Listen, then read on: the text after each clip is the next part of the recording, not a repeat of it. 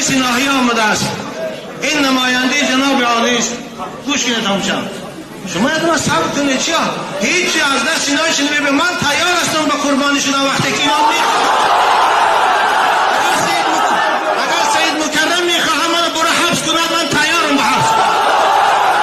شما خاموش هستی. شما یادم خاموشی سبب اشان مفتی آمدن شب کنم.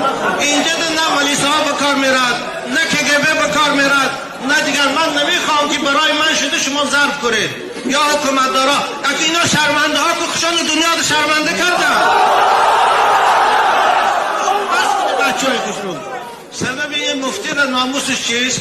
در رو دخانه اکای حاتم روز شنبه گذشته ما یک محفل داشتیم. خاموش باشه. خاموش باشه برگردون شما شنوید. خاموش باشه چند. محفل بود.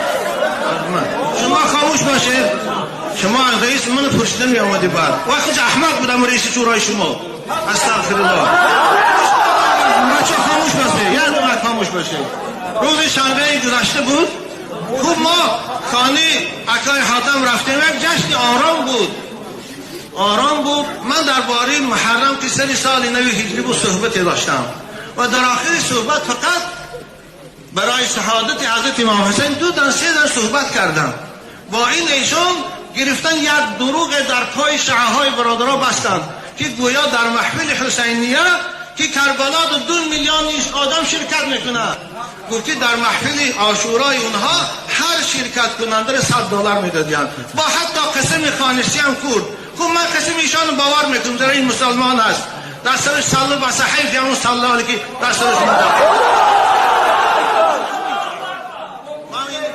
زیرا که پیغمبر خدا گفتن کفا بالمرء کذبا ان یحدث بكل ما سمع.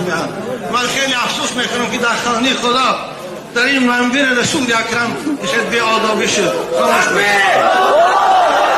خاموش باشه بچه های خاموش باشه. خاموش باشه بشم. خوب ایشان گفتن با ایشان اجازت من 2 در صحبت کنم. خوب صحبت کردن. صحبت کردن و دروغ شروع کردن. من گفتم طاقت نکردم. عادتا من طاقتی شنیدن دروغ ندارم. گفتم ایشان مفتی همین گفت دروغ است نگو.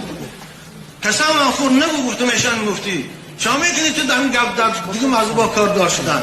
خوب با کل حزبین به ما لدیهم فریحون تحقیق کردن. با تحقیق خوشم نخواستگیشان کتی آخر گفت ما همه قشورگی موضوع شما اگر ناموسی اسلامی می داشته شما اگر رفت و ناموسی مذهبی می داشته همون روزی که قانون حکومت درباره منع جوانای تا 18 ساله برآمد تو همون روز وظیفه مفتگی تو میسپاریدی میگفتی من این آر به خودم تا قیامت قبول نمیکنم. همین قدم شد دیگه اینا خاموش شد ما خاموش شدیم. خوب در باب عقیده با صحبت کردیم. همین خیلی پراکنده شد رفتیم شورای علما رو دعوت کردیم. اولش که شورای علما برای من قدر ندارد. من از خدا میترسم. گوش کنید بچه‌ها گوش کنید. دویم که در شورای علما داملا محمدی شرکت نداشت. تلفنی به من صحبت که حضرت ایشان میبخشید نام من نوشتم. من هزار از او شورا هم بیزار هستم.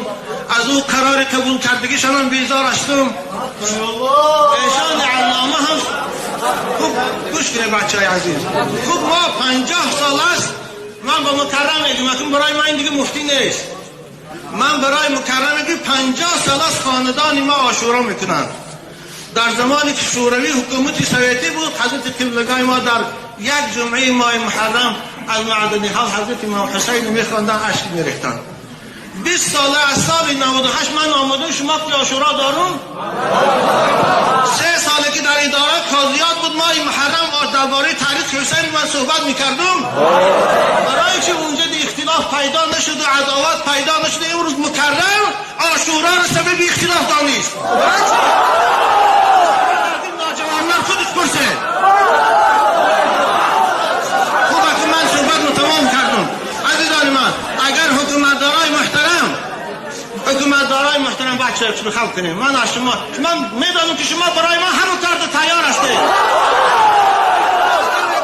یکی شما اگر یه حرکتی بیجا کنه والله خدای من از شما بیزار است. من از شما بیزارم. خاموش باشه.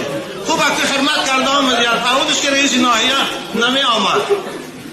اگر رفت مسجد ما رو محکم کردنش در کار میشه. من خودم الان اعلام میکردم که از همین روز مسجد خب بسته است. اگر رفتنی من در کار نبود منو خیرات میکرد یا همون نامرد مکرم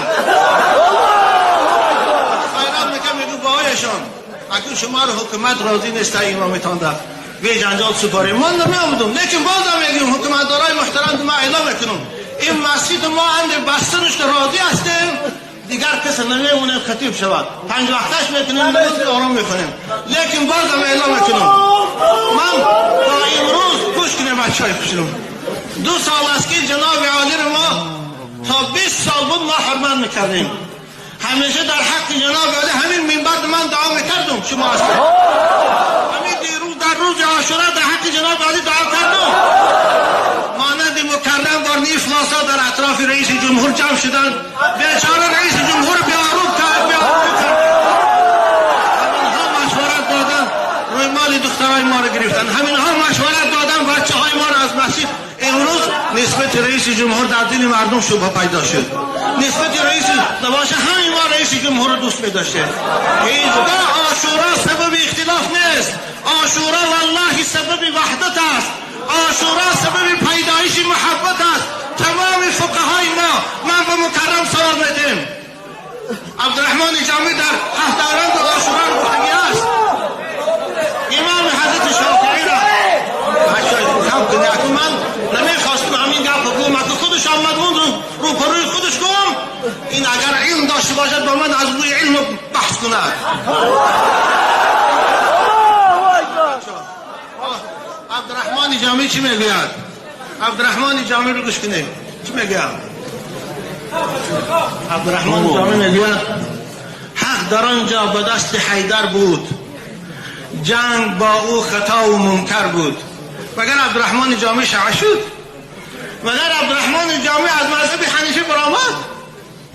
حضرت امام شافعی رحمت الله علیه اشعارش نوشت ما برای محفل عاشورا میکرد، آنی در بیانیه دینش من خواندم گویا در سمرقند و بخارا در هیچ جا عاشورا، این دروغ میگه والله، در تمام خاندان تاجیکا واقعی حضرت امام حسین میخواندند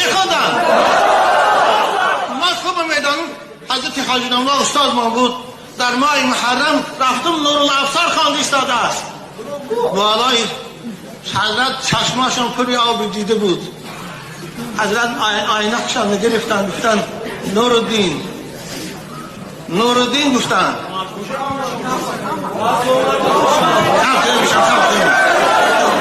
نورالدین گفتن اگر من به جای معاویه میشدم سگ خاندان پیغمبر از خود با من گوش کن بار دیگر میگه این سید نیست، اگر این سید نشد خونش برای حسین نجوشید، این جمهور اصلا سید بچه های قدرت اعظام میگن جمعه میخوانه همه تا خدا میگه برای